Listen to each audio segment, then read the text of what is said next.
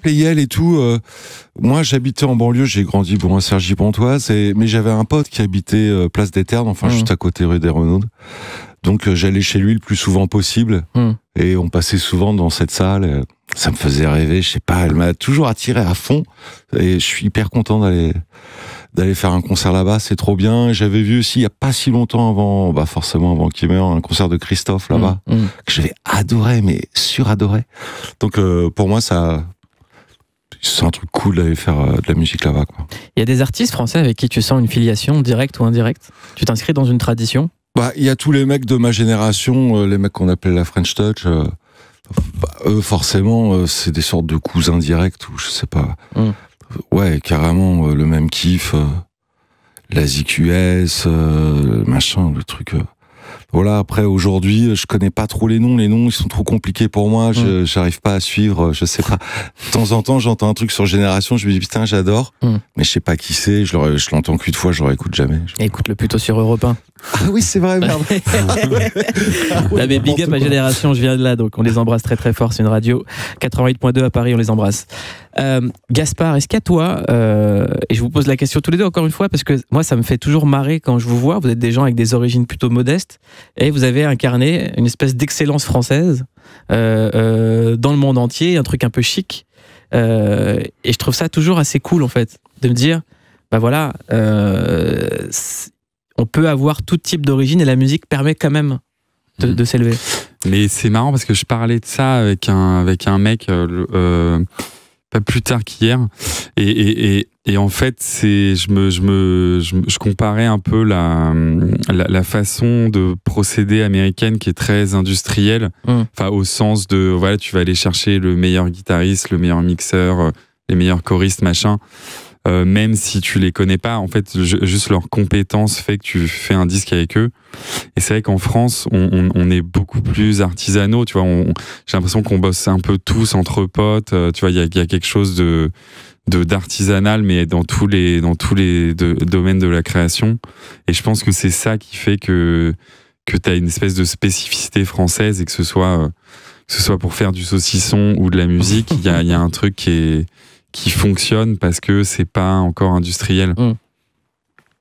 Ouais, non, c'est bien. Une fois, j'avais fêté mes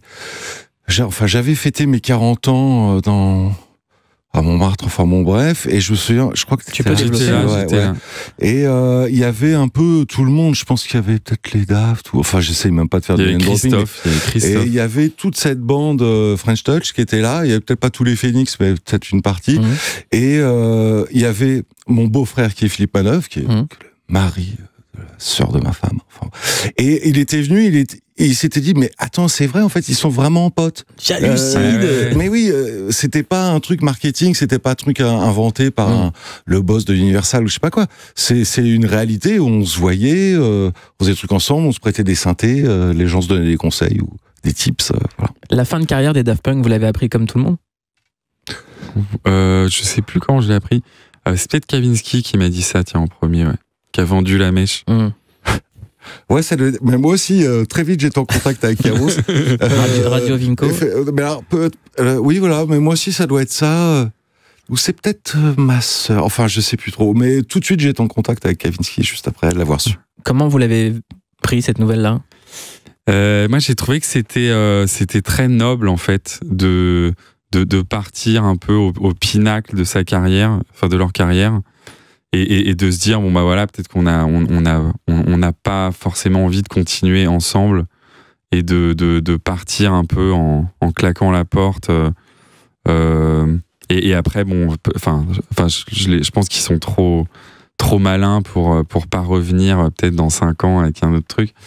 mais aussi. C'est peut-être eux qui ont déposé le nom Mordicus. Ah ouais, c'est possible.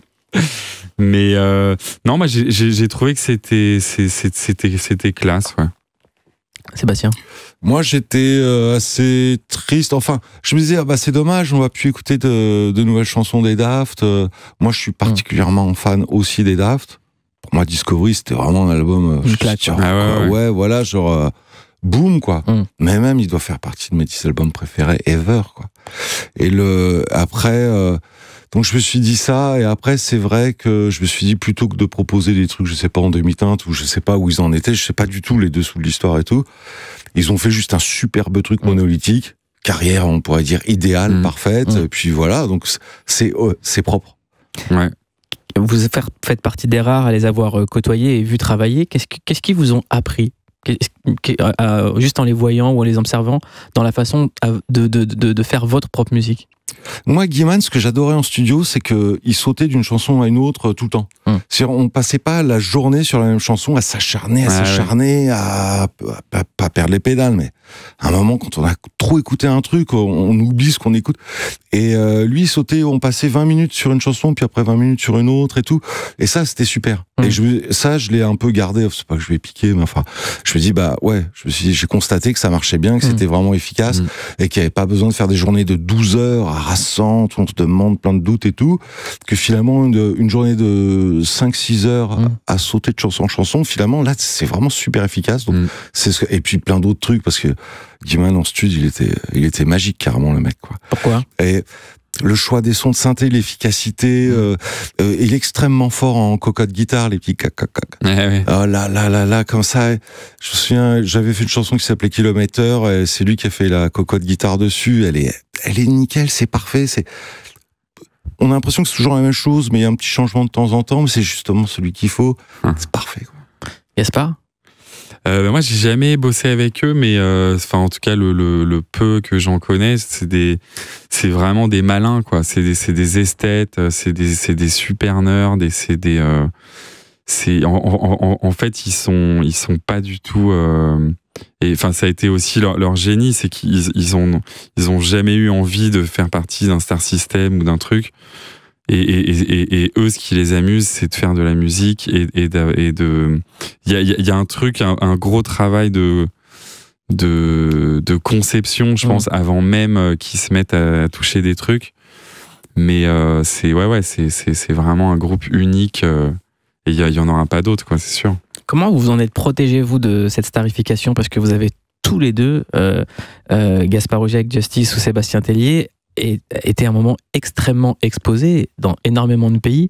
Comment on se protège de tout ça? Est-ce que en jouer, comme tu peux le faire, Sébastien, c'est une façon de se dire, bah voilà, finalement, tout ça, c'est un game et je vais décider d'être le Puff Daddy de Sergi Pontoise.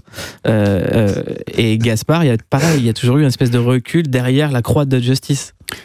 Ben, moi, c'est ça que j'ai toujours admiré chez Sébastien, c'est qu'en fait, t'es sur scène, au-delà de la musique, t'es super drôle. T'as un espèce de truc de monsieur loyal qui est inimitable. Et c'est vrai que nous, malheureusement, on parle pas, donc on peut pas se permettre ce genre de pirouette. Mais parce qu'évidemment, c'est complètement différent. Mais vous avez pas remarqué? Des petites blagues entre deux beats. Mais ouais, en tout cas, moi, à chaque fois que je t'ai vu en concert, c'est presque un dîner spectacle, quoi. Tu vois, t'es là et c'est vrai. Ouais, c'est plus un peu comme un mec qui fera un concert mais au théâtre. C'est-à-dire que tu vas avoir une pièce de théâtre, mais en fait c'est un concert. C'est un peu ça. Mais j'ai toujours été fasciné par les décors du théâtre, même si la pièce est extrêmement mauvaise, n'importe.